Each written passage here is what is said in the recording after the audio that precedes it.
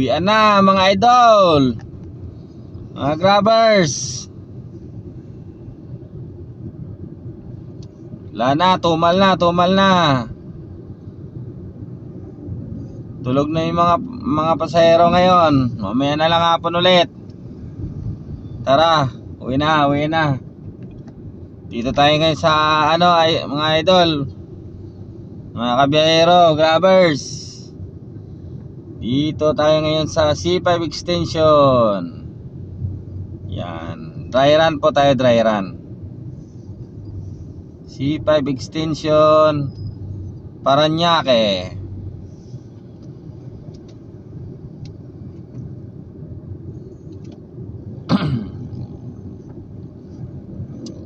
Ay, yung mga nasa biyahe pa dyan, ingat pa rin tayo kahit na wala masyadong sasakyan, walang traffic. Ingat pa rin. Tamang speed limit pa rin yung ating pairalin mga idol, para iwas po sa abala sa atin at saka sa kapwa natin biyahero, no? Shout out ko yung mga tropang grabbers ko dyan sa Taguig. Ingat pa kayo mga pare koy. Ngayon na lang ulit ako. Kayo na muna dyan babanat sa NCR. Yan, kasi mayroon po akong importanteng lakad mamaya mga idol. Kaya ako'y uwi muna. Yan mga idol, ang linis ng kalsada, walang masyadong sasakyan. Kasi linggo. Wala na rin pera mga tao ngayon, ubos na kagabi.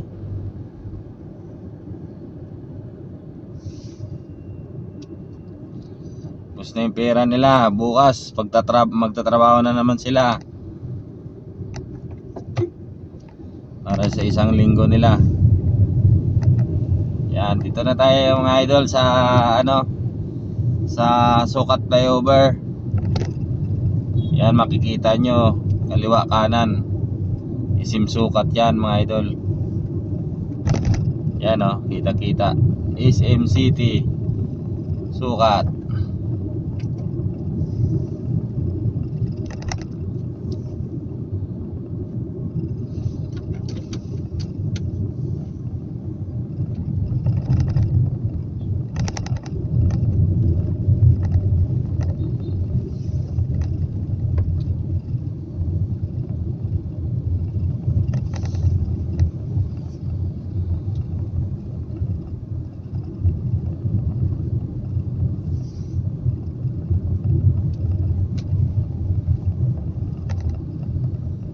Dito idol yung yung LRT station ng Santos Station, yung dulo, Villar Sipag, Villar City.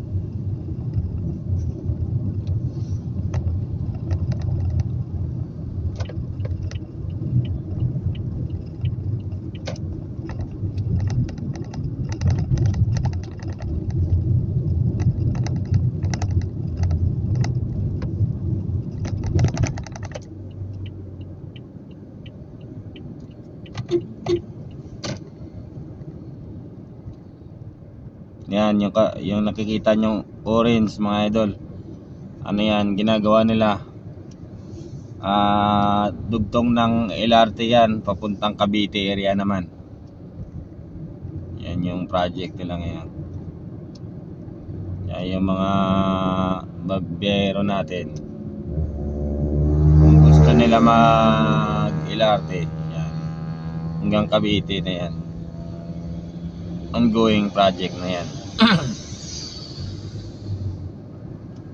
So dito tayo sa Villar Sipag, Las Piñas. Dito mga idol, yung intersection na to, yan, itong intersection papuntang Villar Sipag yan. Mag-iingat po tayo lagi dito mga idol, madalas ma-aksidente dyan, lalo't bigla na lang may sumusulpot dyan sa may intersection na yan mga idol. mapamotor o kailan lang may na-aksidente dyan, motor po, no? Hindi siya nakita ng van, kayo yun sa pool. Kaya ingat po tayo dyan, mga bayero natin. Dito na tayo sa sa Diego. Yan, sa ilalim tayo kasi kakaliwa na tayo dyan, mga idol, sa papuntang Alabang sa Pote. Yan.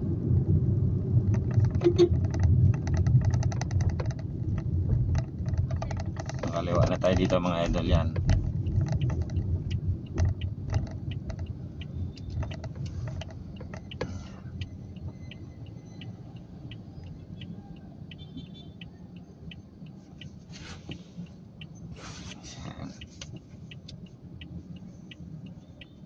Stoplight. Marami tayong mga kaibigan dyan na traffic enforcer, MMD, Las Piñas enforcer na medyo maigpit, kaya ingat tayo dito, mga idol. Yan, dyan.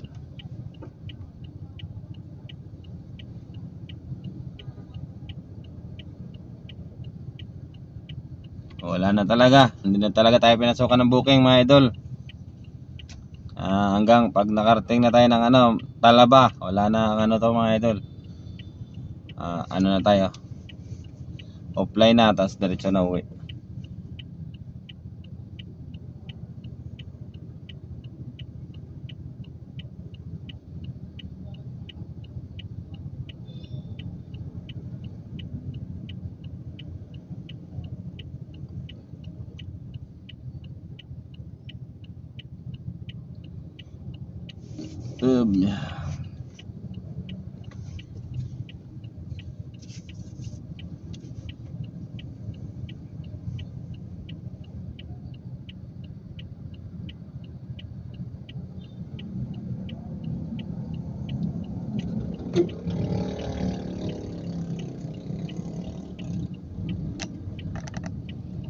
Bilis, idol.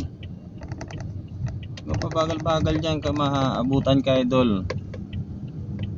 Mahuli tayo.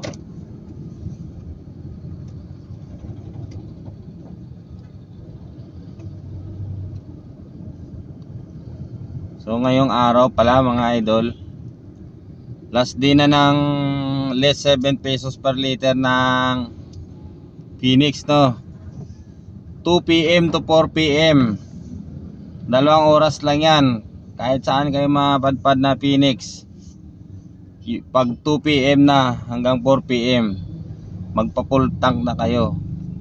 Kaya idol, tawid, magpa-full tank na kayo para may pangpondo na hanggang bukas. Okay, ito yung mga e-bike natin dito. Bigla lang sumusulpot yan. Isa pa yan sa problema ng kalsada natin, mga idol, yung mga e-bike. Kailang lang na viral yung e-bike versus truck.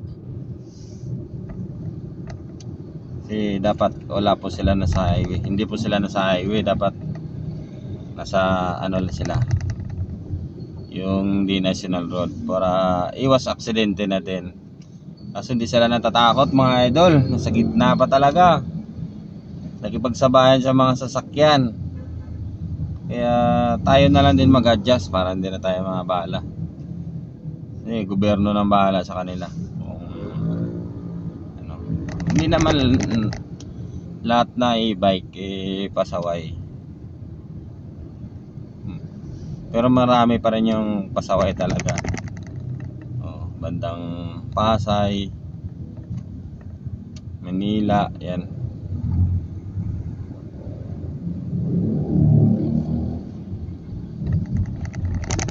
Kasi mayroon e-bike na 3 gulong, mayroong e-bike na 4 na gulong.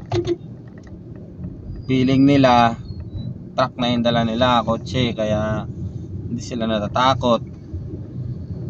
Sila natatakot sa mga malalaking sasakyan.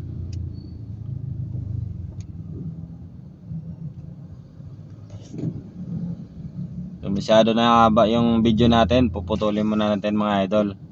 As continue na lang natin ulit. Ingat pa rin tayo mga idol. And God bless sa atin lahat ha.